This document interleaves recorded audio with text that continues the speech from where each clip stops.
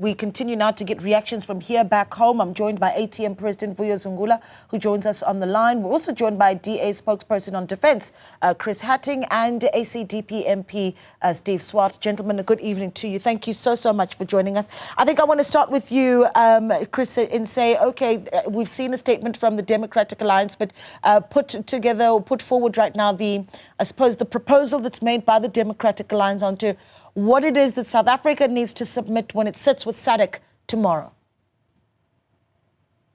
Well, firstly, it's very difficult because of, we're not getting all the information. And certainly the information that was forthcoming yesterday from the minister and what we are getting is very problematic. Even now, the conflict that is rising out of the Rwanda reminds me of what was said in 1918 by a senator, I think as Johnson in the US. He said the first casualty of war is the truth.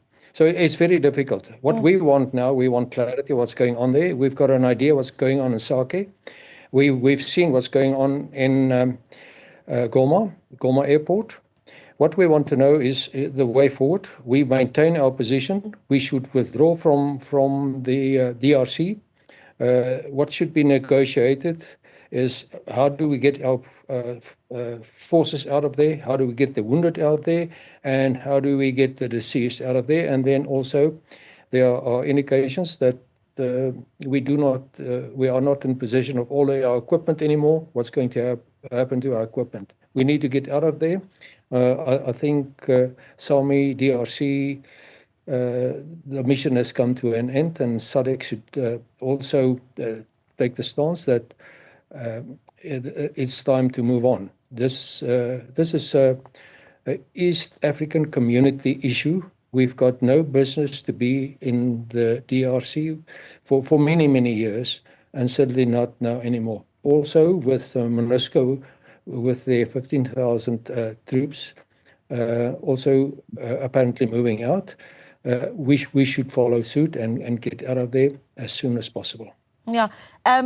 There's something about what you've said that says we need to step out of there. It's not our place. That I'm wondering if, this is going to be a theme that we hear a lot particularly as we count the bodies, right? Our own bodies that will be leaving the DRC. Mr. Swart, I'll let you have an opportunity here. Is it time for us, as SADC, as South Africa, to step away from the DRC?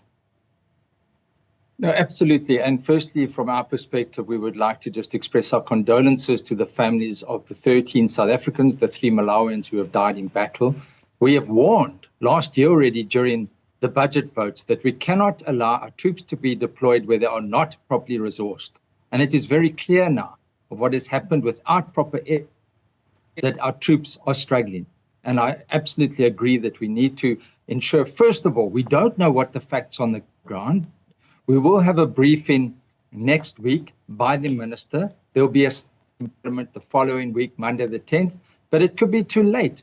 We need the facts on the ground, and we need to ensure that our injured soldiers and those that are suffering need to be returned to South Africa post-haste. That is our situation. Of course, from the ACDP's perspective, we always believe it is better to jaw than to war. It's better to talk. And so we're really trusting that tomorrow's SADC summit will reach a conclusion, at least for a ceasefire in the immediate measures, so that we can look at all the persons that are injured. We can look at the humanitarian crisis that is developing in Goma, and that humanitarian aid can come in. But first and foremost, we need to ensure the protection of our troops on the ground in the Congo. And as I've said, we are deeply and appalled, in fact, that they've been deployed there without proper resources, without proper reinforcements, and that we've now lost a number of lives, which is a tragedy, and that every one of us needs to almost hang our heads in shame. As parliamentarians, we've tried to exercise oversight. We've tried to warn that is going to happen, but now we see again. And the government and the President Ramaphosa, as Commander-in-Chief, needs to also hang his head in shame that he's deployed our troops to the DRC without proper resources. Are we forgetting, and I wonder if as we have this discussion that it's become so much about the the inter-country relations, right? That we really are starting to, put on the back burner the hundreds of thousands of people in Goma that are now going to be displaced. And so the importance of the role of peacekeepers for the vulnerable communities in that area. But Mr. Zungula, I'll let you, take that part, because there's now a back and forth around what the SADC mission is actually doing, and there's a debate about whether or not we are indeed peacekeepers, according to what has been, put out on social media, even by President Paul Kagame. Are we forgetting what's at the heart of this, and is it time for us to pull out, Mr. Zungula? Firstly, when you speak about Congo, the conflict in Congo is anchored on the fact that Congo is very rich when it comes to the mineral resources.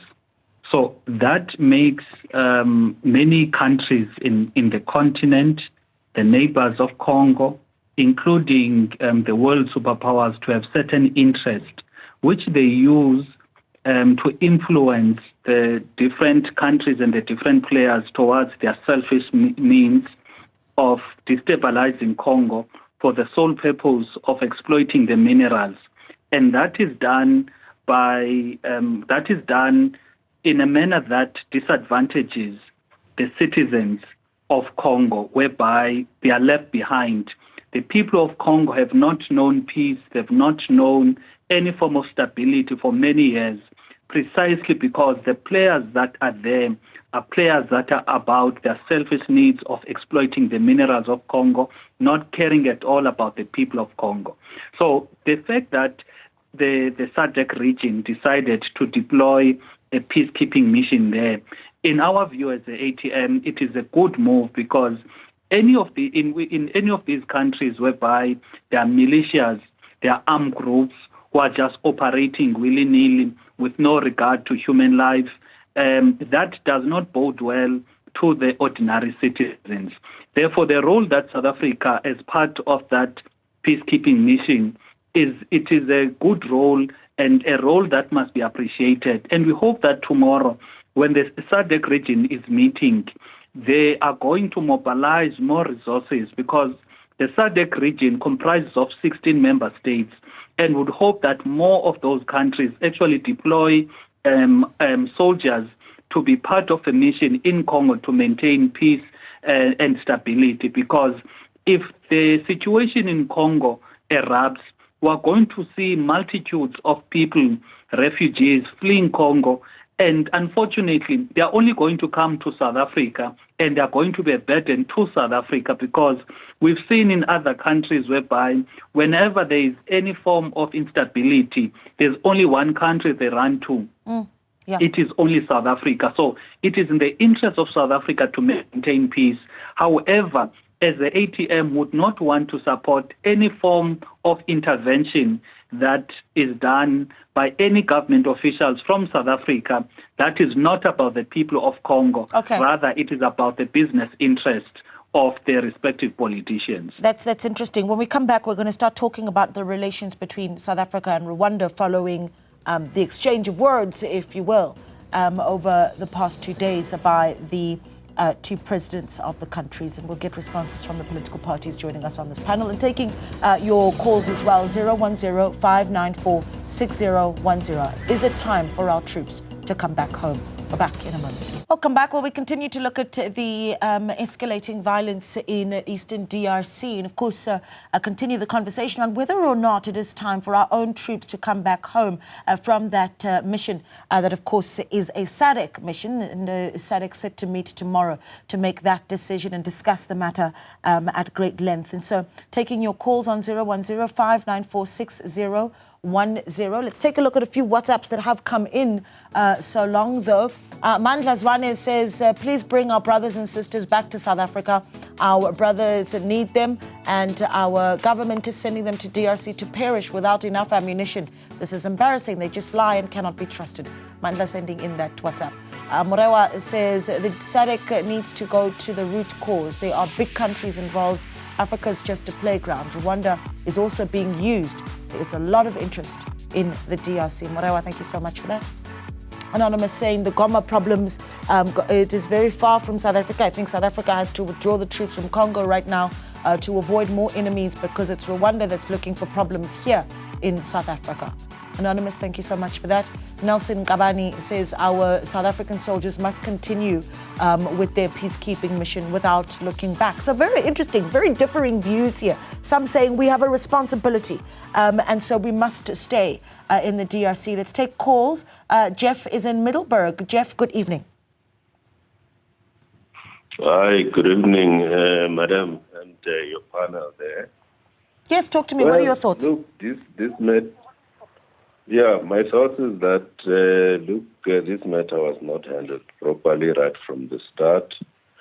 I want to believe that, South Africa was not ready for that intervention force. Because clearly there are two things here, that there is a peace mission and intervention force. Now, for the intervention force, Rwanda and President Kagame is regarding them as belligerents.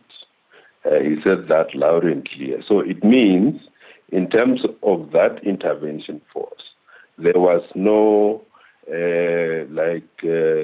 unity of thoughts among these African countries that are closer to DRC, and that's a problem.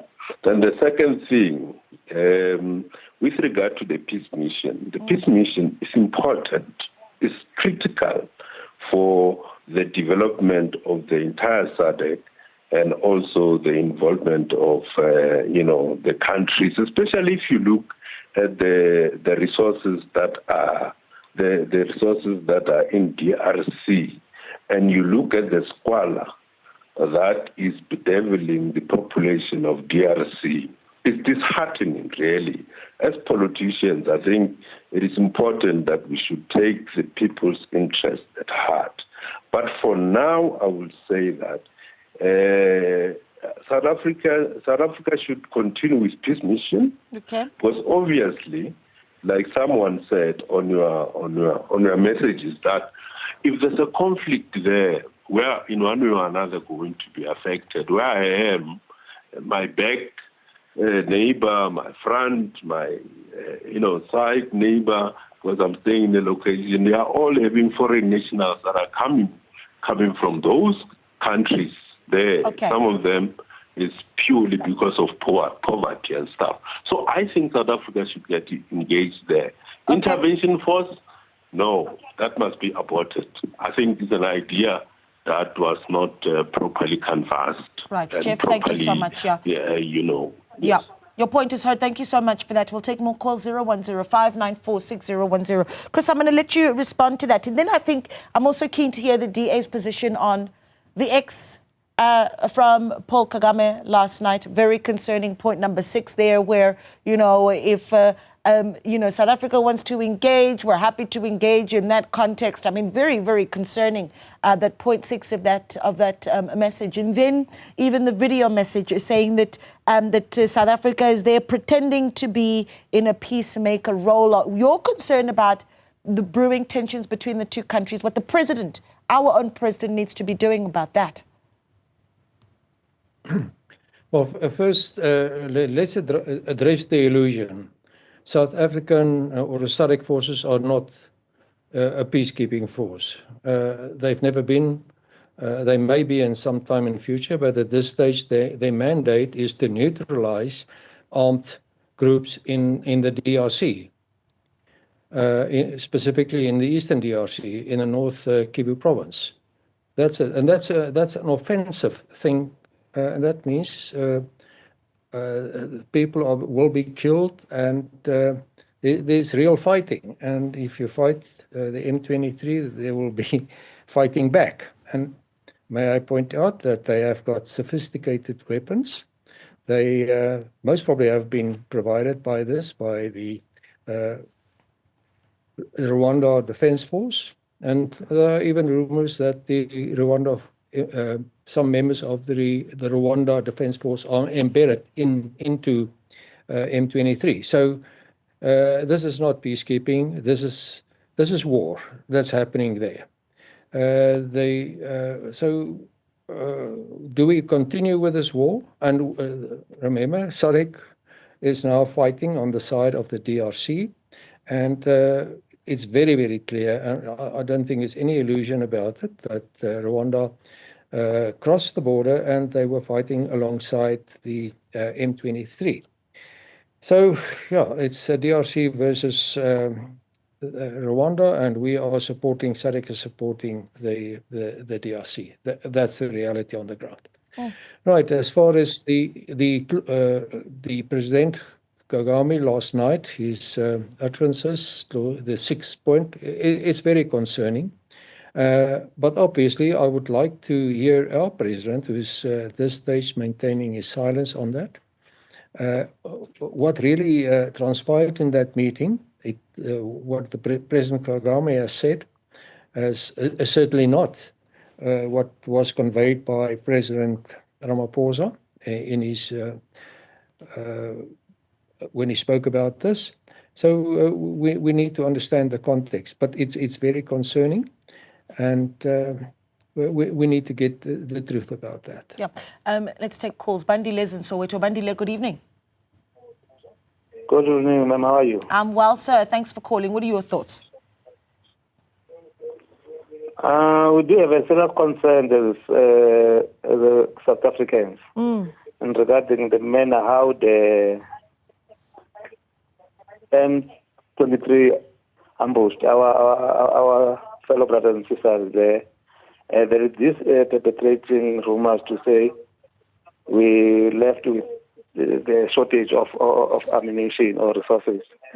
So we would like to be clear by the Newzroom Afrika. Yeah. And now we're of the view that we shouldn't be withdrawn our soldiers there. They just continue regarding to avoid these floods of refugees that will come upon and to be our burden. There's the only country that can absorb any conflict in Africa. So we should try our level best to defend that sovereignty. Okay, thank you so much, Bandile. Bandile in Soweto. We're hearing more and more voices that are saying, stay in the DRC. This is really interesting. But Vuyo, I'm going to come back to you, because then what you hear is, you continue to hear, and I'm certainly something I'm noting, that in the past 2 days, you're hearing more of those voices than you would have heard a few months ago, for instance. And I'm wondering why that is. But this issue around resources, that certainly needs to be tackled. In that press briefing yesterday, we heard the Deputy Minister of Defence talk about, well, you've got budget cuts in the department. The spokesperson for the presidency saying, well, that doesn't necessarily speak directly to the lack of resources that is being reported in the DRC. What do we do about those issues? It's two things. Firstly, when it comes to South Africa, the SANDF, it is very important that the soldiers that are in DRC get the necessary equipment, resources for them to fulfill their tasks. Therefore, there should be no, especially since we've lost 13 soldiers, it becomes very critical that what resources that are there must be deployed there, just to make sure that we do not have any case of, because the South African army, it is the best in the continent. There is no questions about that. Now, we cannot be, made to panic about armed militia groups which stand no chance against us as a country. The only thing that needs to be corrected, it is the issue of resources. However, this is not only a South African mission. It is a mission of the SADC region. That is why we need to call upon the SADC tomorrow. The presidents from these 16 member states who are meeting tomorrow, they need to take responsibility and not look only to South Africa to say South Africa is going to deploy almost 3,000 soldiers there and the other countries are not going to play their part, because any form of armed rising against the state, against any member state, the 16 member states should recognize that it is something that the other militia groups which would be operating in the SADC region, they will know that if there's any militia group that rises against any member state, the entire SADC military is going to come and defend its member state. So that is a message that needs to be sent out by the SADC tomorrow when it deploys more soldiers coming from all of these other countries. All right. When we come back, we're going to, I see Chris Hatting shaking his head when you say that's the recommendation that you say, that you put forward for your deploy more soldiers. We're going to get more recommendations for that SADC meeting on the other side of this short break as we wrap up the discussion. Stay with us.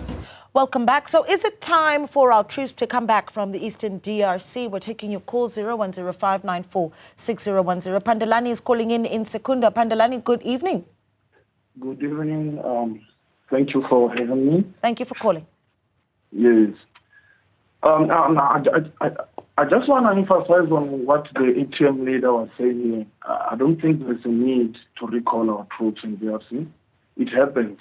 When you go out for peacemaking, it is possible that you will have some casualties, as we have had casualties. The leader of ATM was saying it perfectly and clear that the instability in DRC also affects us in South Africa, because we are the only country in the region that whenever there is something within the rest of African country, we have asylum seekers to come to the country. So as a country, as we are feeling as we are, you can see that things are not in order. We have large things that we are failing to put in order. So imagine if there is instability in DRC, what will happen to all those people from Goma? We are talking about millions of people that will have to move from Goma to Sami. Rwanda will not take asylum seekers. Obviously, they will have to come to Southern Africa. So the ATM leader is saying perfectly we don't have to withdraw our troops from DRC. Okay. Pandalani, your point is made. Thank you so much for calling. Steve, I'm going to bring you in here. Steve Swart, of course, still with us, ACDP Member of Parliament. I mean, you can respond to the issue around what you make of the interactions between Paul Kagame and President Cyril Ramaphosa. Very concerning sort of exchanges there. And because we are moving towards wrapping up, the points that SADC has to hit tomorrow when they meet. Well, SADC needs to take a very firm stance tomorrow.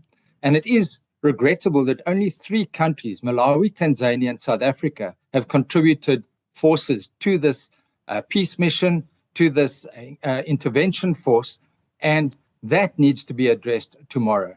It is very clear that the summit also needs to find a ceasefire and needs to call on parties to agree to a ceasefire so that both injured soldiers on both sides, so SANDF soldiers can receive treatment, other soldiers can receive treatment, and innocent civilians can be helped. We've referred to the humanitarian crisis. We've referred to people that would be fleeing. Hundreds of thousands of people have been misplaced in the Congo itself. We talk about them coming to South Africa, but at the moment there's a humanitarian crisis right there.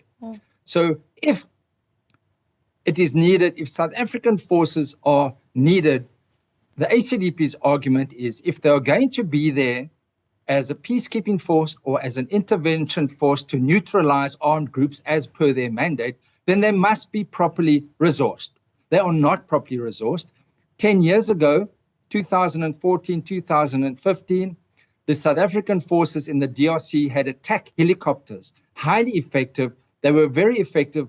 They had air support, which we don't have now. We don't have medical evacuation. We don't have sufficient supplies, reinforcements, and those other SADC countries seem to have left us. And we've seen Congolese soldiers allegedly also surrendering. So our soldiers have been left at the mercy of the people there, the rebels there, and we don't even know what the facts on the ground as we speak right now. Are our troops safe? Are they confined to their bases? Have they surrendered or not? As far as the diplomatic spat is concerned, we would urge those leaders, President Ramaphosa and President Kagame, to have level heads and to realize what is at stake, and that they should reach an agreement for.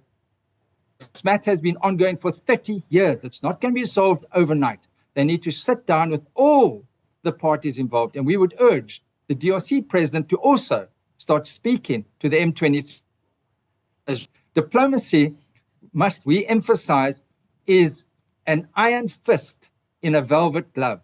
South Africa doesn't have that iron fist at the moment, as we've seen in the DRC. If we're going to stay there, we've got to have the iron fist deployed. And sadly, the budget does not allow for that for the Defence Force. Okay.